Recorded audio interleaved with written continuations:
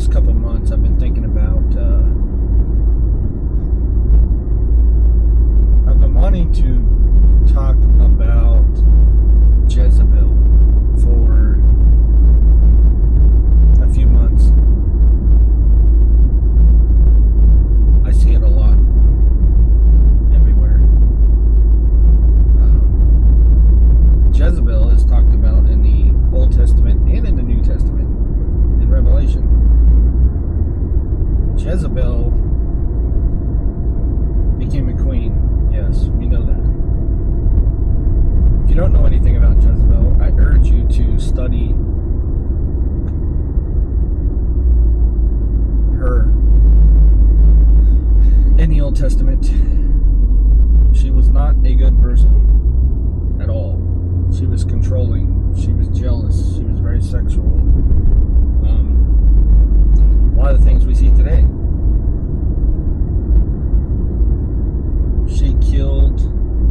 She had a man stoned because her husband, the king, wanted this vineyard and the guy wouldn't sell it. So Jezebel had him killed and gave it to him. She did that for control. Jezebel loves control. She hates authority. She also doesn't like men. And it's my belief that we have Jezebel today. She's just renamed. Society has renamed her. What do we call Jezebel now? Feminist. Sorry. But ultra feminist, you can bet that it's because they have a Jezebel spirit. They don't hate men, even if they're straight and are married or dating men. They dislike men. They bash men all the time. They don't want anybody or anything to have any kind of authority. They hate that. They disagree with you almost immediately on any subject. And then if you're winning and backing her into a corner, she'll also play the victim. It sounds a little narcissistic. So I think a lot of things we see around the world is not feminist or narcissistic. It's a Jezebel spirit. Sorry. And she's also to blame for this whole movement on toxic masculinity. I don't believe in toxic masculinity. I can just hear people right now disagreeing with me. I don't really care. Is there toxic people? Yeah, of course there is. But what is so wrong with being a masculine man, a protector, a friend, a dad? What's wrong with that? What's wrong with wanting to protect your significant other or your kids or people that you work with or whatever? How is that toxic? Oh, don't have toxic masculinity. Don't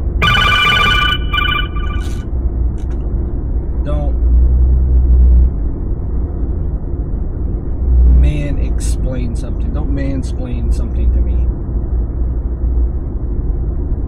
First of all, as a Christian man, how can you be toxic? Who is our example how to be a masculine man? Jesus Christ. Is he toxic? No. Of course not. That's our example. Jesus Christ. He's our example for whether you're a man or a woman. He's our example. A real man is not afraid to cry. I cry. My dad My dad is a man's man, and he gets emotional. It's okay to show emotion.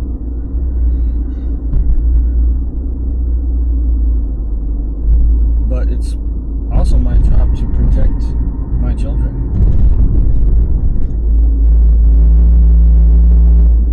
I'm tired of seeing all this stuff about feminism and toxic masculinity. I can't even say that too fast or I mess it up. It doesn't really roll off the tongue for me. But there are men that have the Jezebel spirit in their life. There are women that have the Jezebel spirit in their life. The Bible mentions it in Revelation. That, Jezebel's in one of the churches. And she's ruling stuff. And making them do things that they shouldn't do.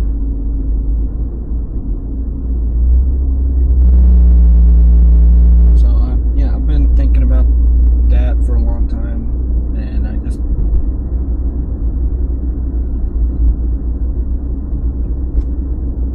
it just seems to me that she's ever running rampant. Causes confusion in gender. Causes jealousy, lust,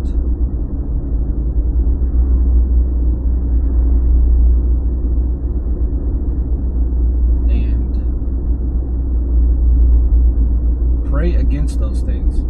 No matter who it is or what it is, pray those things off of your life. Don't deal with them. It's sneaky.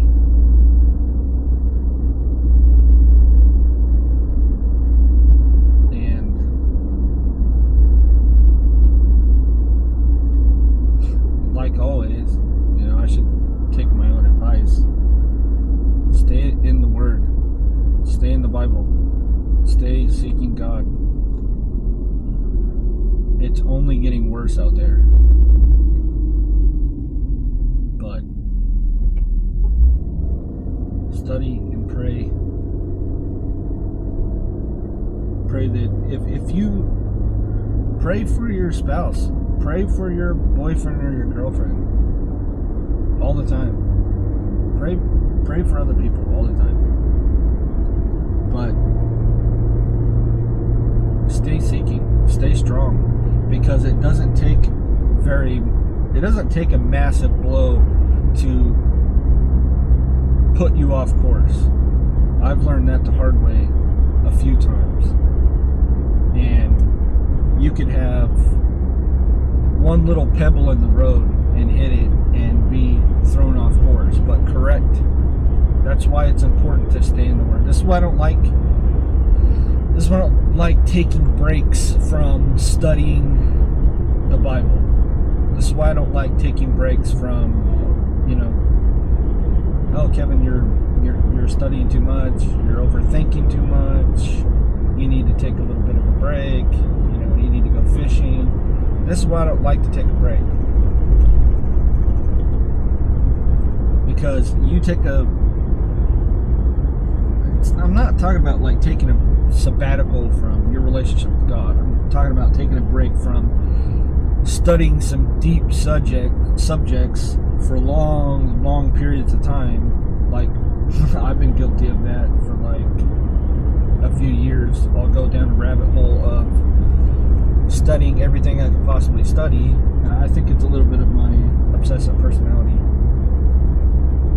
And I want to be obsessed with God, of course. There's nothing wrong with that. He wants that. But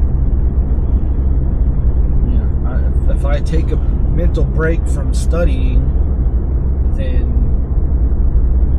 it's another day.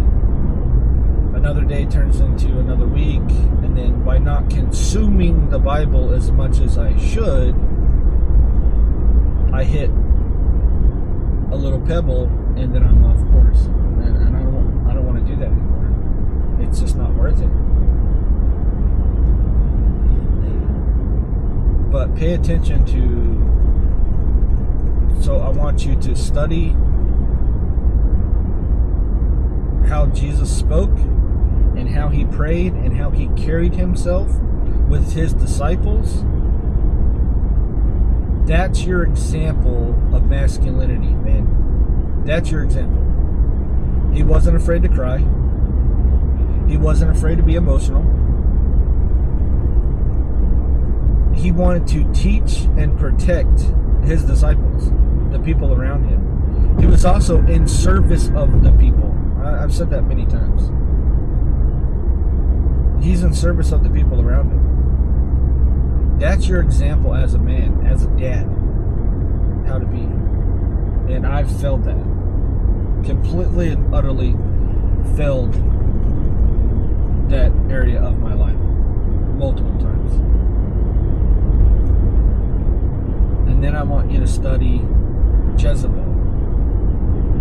And after you start studying Jezebel in the Old Testament and then in the New Testament, Revelation, to one of the letters to the churches, he talks about Jezebel again. That old woman, Jezebel. How could you be 1,000 years apart? Because it's a spirit attached to it. It also seems something I want to talk about for a while. A lot of people are affected by it. People that get angry, really angry, and they can't explain why that they're angry. That comes from lust. Anger and lust go together. They run together. And yeah, I've met many people with anger problems, and I suffered from anger problems for half of my life. But anger and violence runs together with lust. It could start out with a little bit of lust, you push it out, you ask for forgiveness, and then you're angry at everybody and everything all of a sudden for no reason. Because you open the door with lust. A lot of people are suffering from that right now. There's people that I work with that are really angry and they don't know why. That's why. They open the door through lust and anger came in and attached itself to you. So you need to pray that stuff out. And when that lust comes up, you need to fight that as hard as you possibly can. Be like Joseph and run from it. Run from it. Pray against it. Rebuke it. Rebuke any person and anything that would cause you to lust, that would, any anger, anything you think is affecting you. And sometimes it's real small. Sometimes it's not a big thing. But I know it's hard. I know it's difficult. Believe me.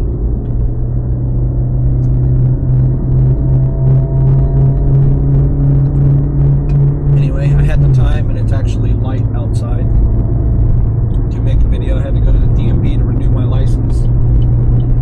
So I wasn't planning on making a video, but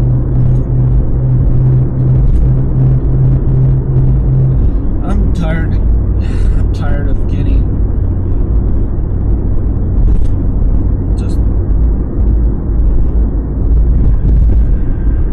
I'm tired of being battled against constantly.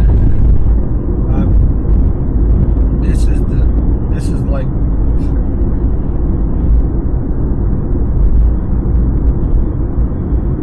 praying and preaching and reading the Bible is the best ways that I know to do battle against the enemy. Every time I make a video, I have a battle I have to face. And it is exhausting. You know, like Elijah was exhausted when he was going against Jezebel. He just wanted to go up into the mountain and die. He ran so many miles away from her because she was killing all the prophets. And he was mentally and physically drained. And that's how I felt lately. I've felt mentally and physically drained that not even in my sleep do I seem to get any peace. And so I took a small break. And that small break turned into a long break.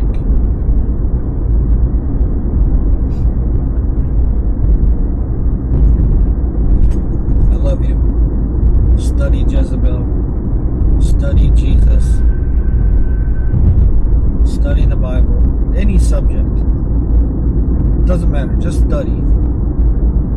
The more that you study and the more that you look around the world, the more you'll realize that the Bible and Jesus is 100% correct. And that the only truth in existence lies in God's hands and in His Word.